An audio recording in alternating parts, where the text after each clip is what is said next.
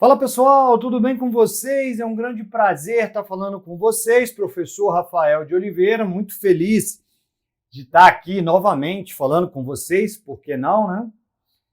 Para a gente trazer um caso muito interessante aí que saiu na mídia, né, nas últimas semanas, e eu tenho muito interesse aí, eu acho que vai ser muito legal a gente trabalhar esse assunto para os fins didáticos aqui e para o nosso direito, né, pessoal? Por que não?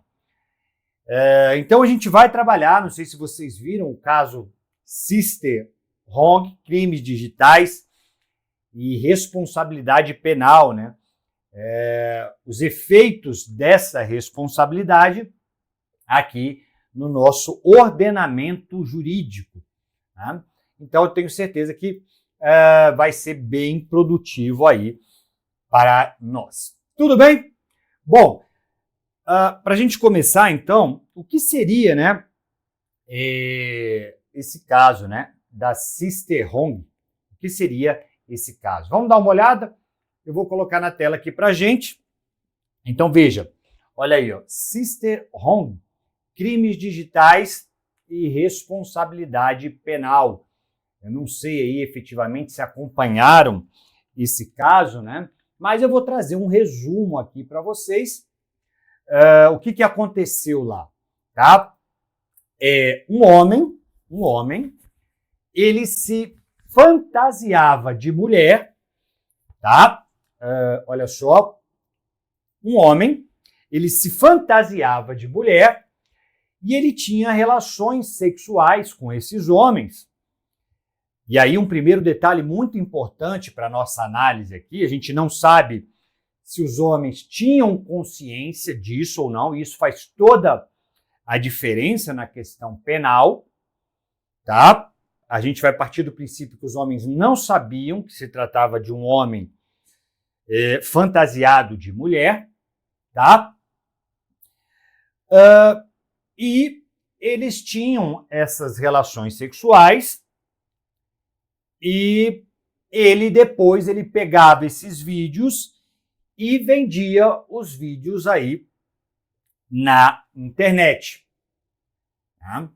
E aí a gente pode tentar fazer um exercício para tentar entender quais foram os crimes cometidos por esse sujeito caso fosse em território brasileiro. A gente precisa fazer essa análise, né, até para termos de aprendizado aqui para nós. Então, resumidamente, essa era a história lá, tá? E aí a gente precisa fazer análise dos desdobramentos penais caso fosse aqui no nosso país. Tudo bem? Beleza? Então vamos começando aqui, olha só, tá? O primeiro delito que eu chamo aí a atenção de vocês, tá? Olha aí, o caso Sister Hong no Brasil, como a justiça brasileira lidaria com isso. Tá aí, né? Um homem, obviamente, a gente não sabe aí eventualmente até que ponto as pessoas, os homens, né, que se relacionavam com esse homem, eles tinham consciência de que estavam se relacionando com um homem, e isso faz toda a diferença na nossa análise. Né? A gente vai partir do princípio que eles não sabiam, obviamente, que estavam tendo relações sexuais com um homem, mas independente disso, nós temos as condutas criminosas aí de expor os vídeos na internet. Isso também, obviamente, tem efeitos aqui na nossa legislação, se a gente trazer isso para a nossa legislação brasileira, certo?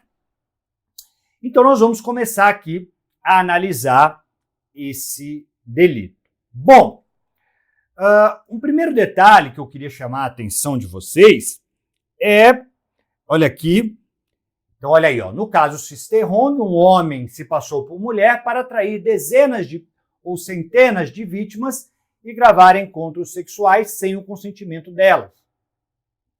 Distribuindo os vídeos para a venda, a justiça brasileira enquadraria a conduta em diferentes crimes previstos no ordenamento jurídico nacional.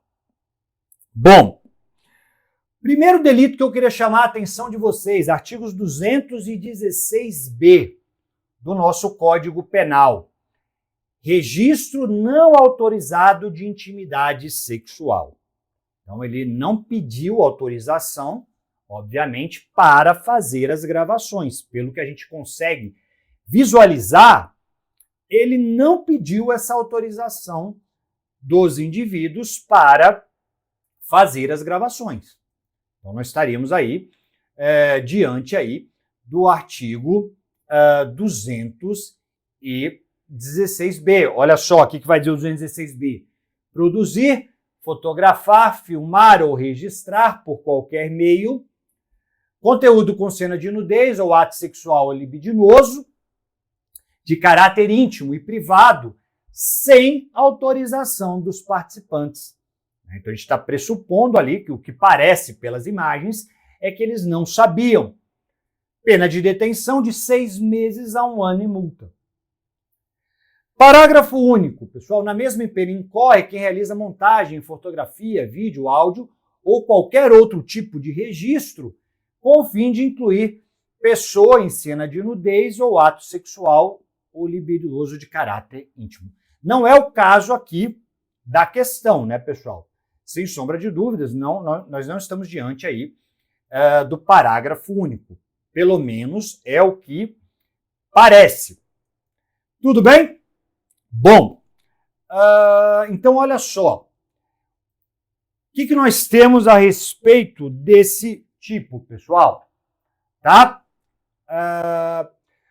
Professor Rogério Sanches, ele vai dizer para a gente, olha, o tipo preenche a lacuna que existia em relação à punição da conduta de indivíduos que registravam a práticas de atos sexuais entre terceiros. Né? Foi grande a repercussão em janeiro de 2018, quando um casal alugou um apartamento para passar alguns dias no litoral de São Paulo e depois de se instalar, percebeu uma pequena luz através de um espelho que guarnecia o quarto. O inusitado sinal faz com que um deles vistoriasse o espelho. Espantado, descobrisse que ali havia uma câmera instalada. Tá? Então isso gerou muita repercussão. O equipamento foi imediatamente desligado e logo em seguida o casal recebeu uma ligação do proprietário do imóvel que indagou se havia ocorrido algum problema, o que indicava que as imagens estavam sendo transferidas em tempo real.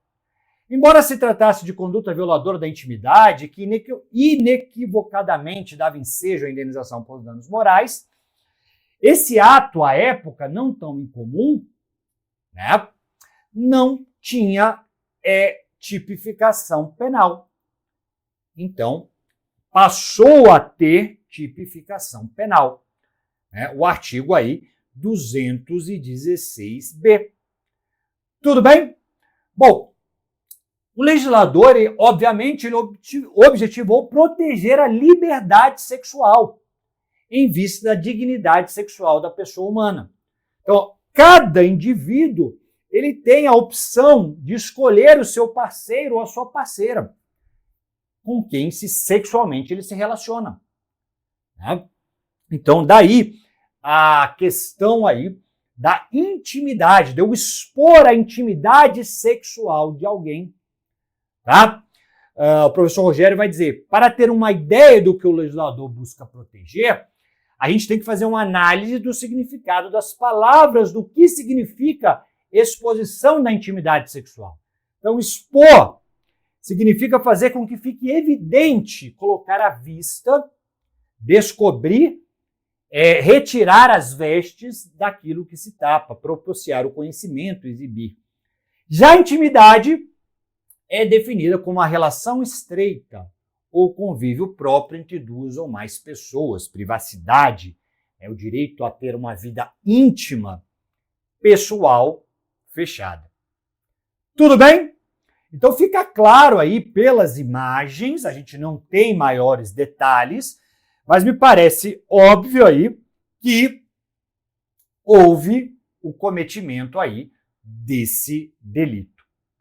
Artigo 216b, no caso, obviamente, se fosse aí cometido aqui no nosso país. Tudo bem? Então, o primeiro delito, artigo 216b. Bom, também a gente poderia cogitar aqui, pessoal, o artigo 218c, um outro delito, tá? Vamos dar uma olhada aqui no que vai dizer o 218c, distribuição de cena de estupro, sexo, de estupro de vulnerável, de cena de sexo ou de pornografia.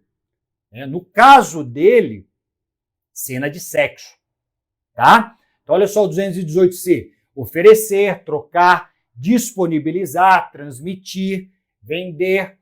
No caso dele foi vender. Então, veja que existem vários núcleos aqui.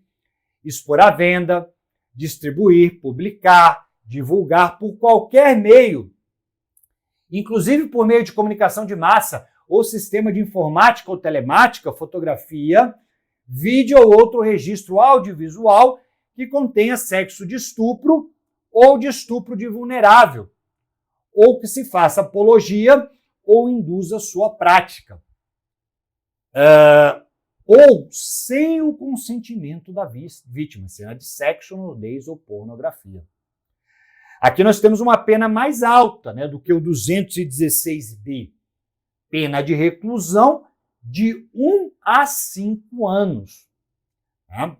Já no 216b, nós temos aí uma infração com uma pena aí um pouco menor, né, pessoal?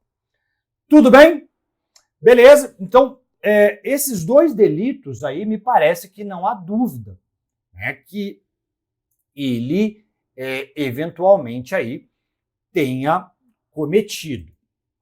Bom, o 218c, ele vai trazer uma causa de aumento de pena. A causa vai ser aumentada de 1/3 a 2/3 se o crime é praticado por agente que mantém ou tenha mantido relação íntima de afeto.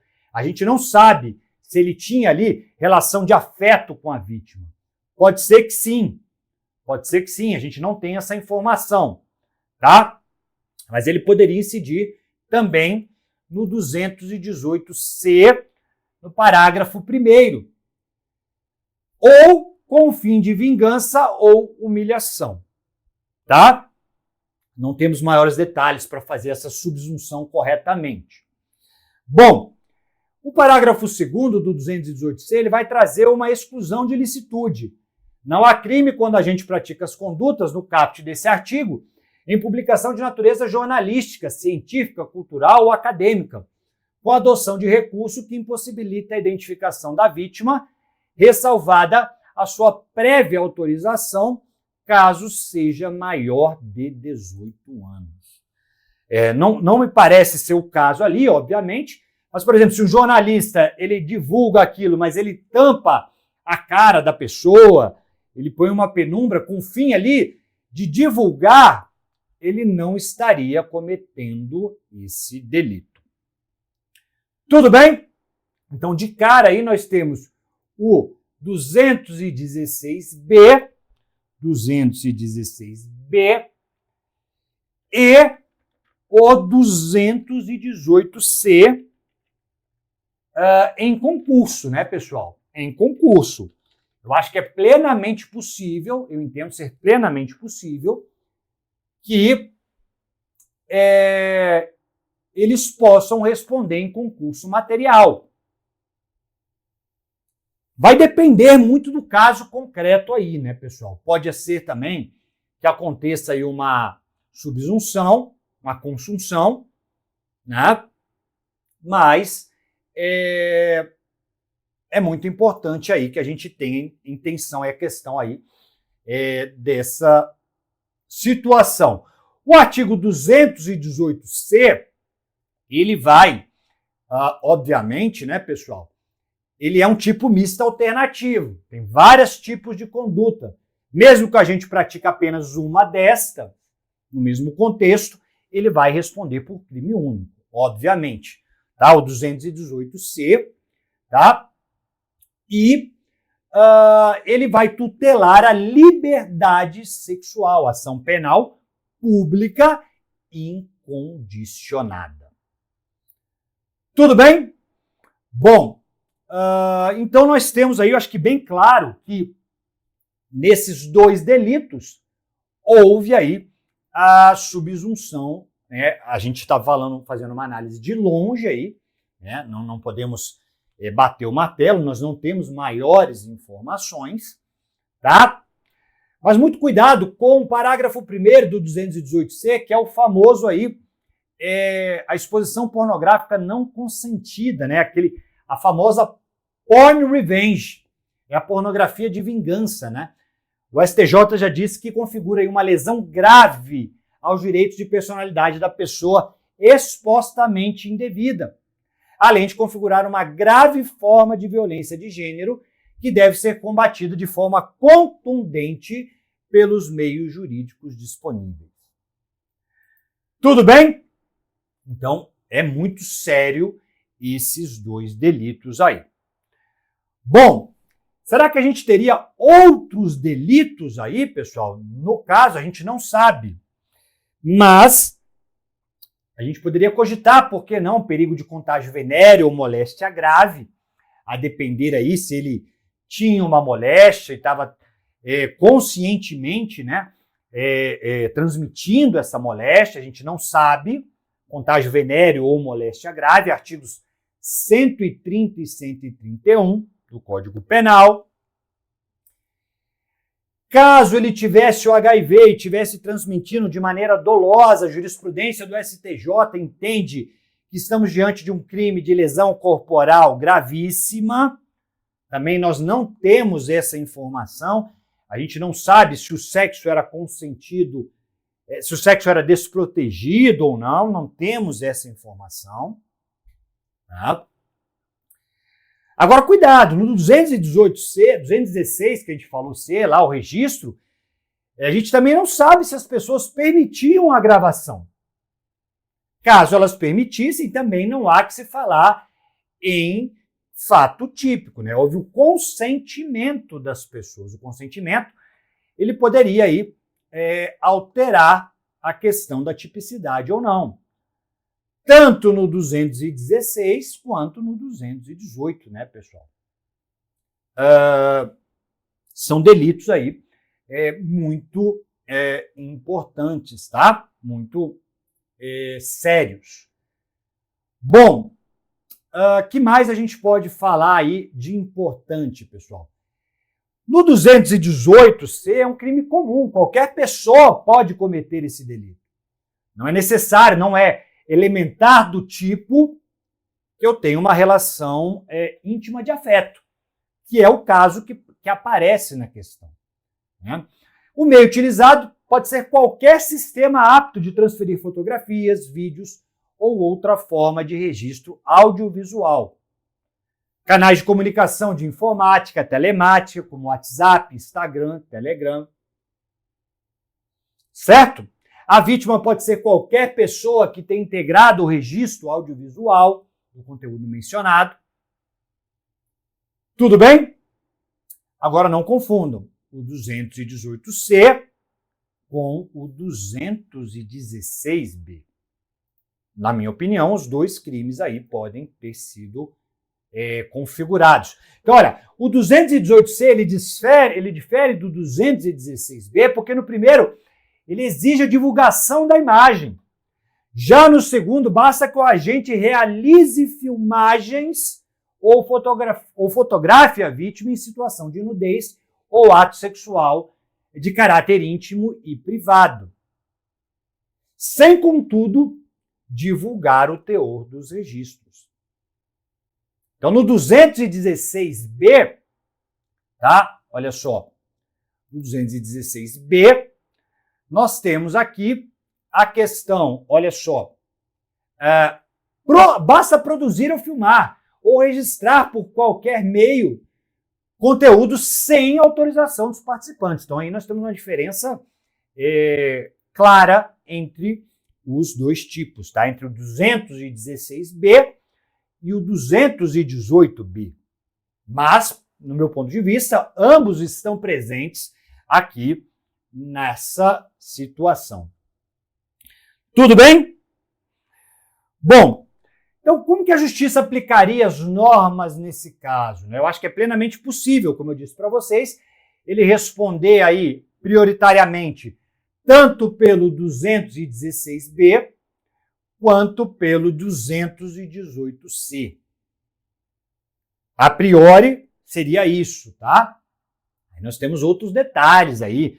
Eu não sei se ele tinha uma doença, se ele transmitiu a doença.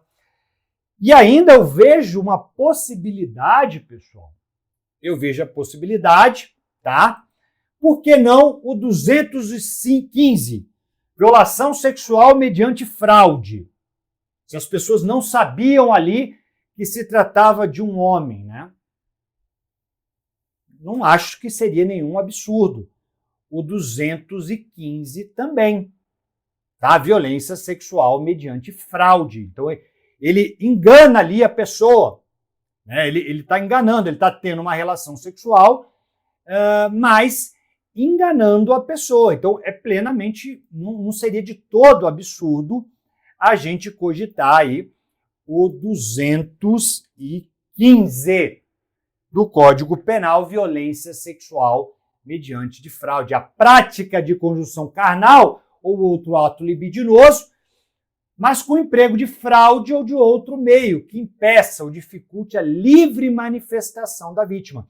Então, veja só, se o cara não queria ter uma relação com o homem, ele foi enganado, é possível, plenamente possível, enxergar que o seu consentimento foi fraudado. Então, caberíamos falar em violência sexual mediante fraude também, no meu ponto de vista. Teríamos o 216B, o 218C e, por que não, o 215? Não sei, vai depender muito ali da instrução, dos fatos narrados. A gente precisa analisar com calma os fatos, né, pessoal? É difícil a gente fazer uma análise dessa somente pelo que a gente tem nos noticiários, né? Então, a gente precisa ter muito cuidado com isso. Vamos com calma, vamos com calma. Bom, uma coisa é fato, né, pessoal? Além aí das sanções de natureza civil, de natureza criminal, a nossa Constituição também protege a nossa intimidade, né? Então, com certeza, essas vítimas poderiam, sem sombra de dúvidas, buscar aí eventuais reparações cíveis, por que não? Eu acho que é plenamente viável, nesse caso aí, a questão também. Tá? Bom, então, pessoal, temos aí essa questão. Olha só, que interessante, né? O professor Rogério falando aí sobre o 218C. Diversos são os núcleos do tipo produzir, fotografar, filmar. Aqui nós temos aquele que nós chamamos de tipo misto alternativo, né? Então, só a gente pratica mais de um núcleo dessa conduta, ele vai responder apenas por um crime. Ele não vai responder em concurso de crimes. Agora, se ele comete esse delito em contextos diferentes, a gente pode falar aí, sem sombra de dúvidas, sobre eventual concurso de crimes. É claro que também essas condutas só podem ser apenadas, tipificadas no nosso ordenamento, por meio do dolo, né, pessoal? São crimes completamente dolosos. Eu não posso cometer os crimes de maneira culposa, né, pessoal? É importante também a gente deixar aí bem claro isso. No caso lá, ele tinha plena consciência que ele estava divulgando os vídeos, né, pessoal?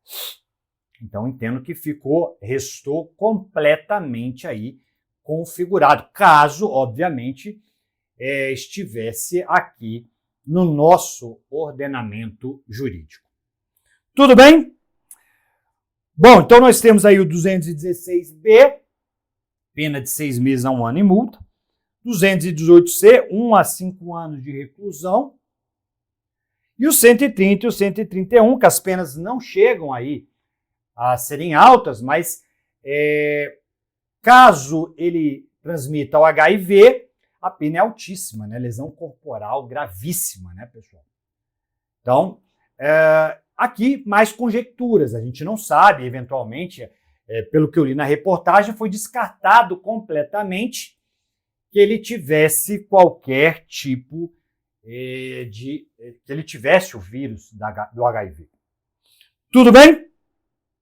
Bom, então, as vítimas, obviamente, que elas podem buscar a reparação por meio aí de uma ação independente, cível, né? O artigo 5º da Constituição Federal, ele protege, aí o Código Civil também, protege a nossa honra, a nossa imagem, a nossa dignidade.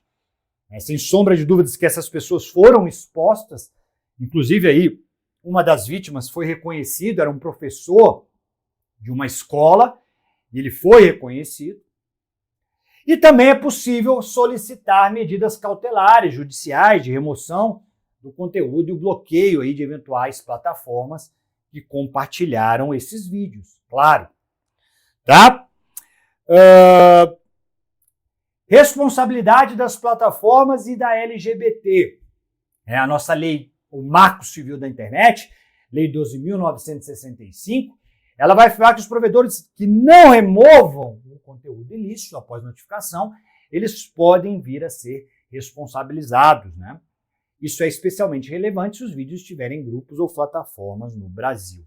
E a Lei Geral de Proteção de Dados também protege os dados pessoais sensíveis envolvidos nas filmagens, mesmo que se trate aí de ações criminosas, com tratamento ilegal de dados íntimos, o que implica a responsabilidade tanto civil quanto administrativa. Tudo bem? Beleza? Então, era basicamente isso que a gente tinha para tratar, né? No caso estivéssemos diante do sistema brasileiro, esse caso poderia ter aí dupla condenação, dupla acusação criminal, gravação íntima não autorizada e a divulgação ilegal de conteúdo íntimo. Possíveis sanções adicionais caso se comprove o contágio ou o risco à saúde, a gente não sabe disso. E responsabilidade das plataformas que hospedam também os vídeos, além do direito das vítimas à indenização por danos morais.